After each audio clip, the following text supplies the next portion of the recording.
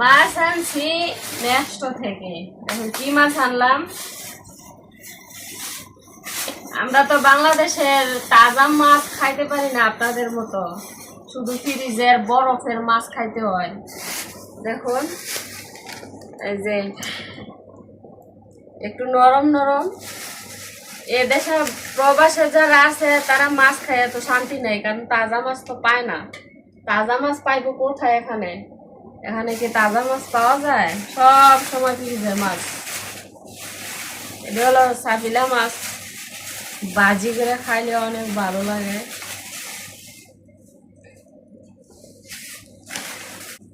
এদেশে এই মাছের কয় যে মারওয়ালি মাছ, মাওরা মাছ, বুঝছেন? মাওরা মাছ।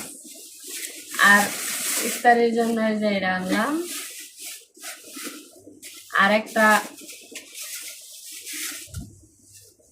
ক্যাপসিকাম,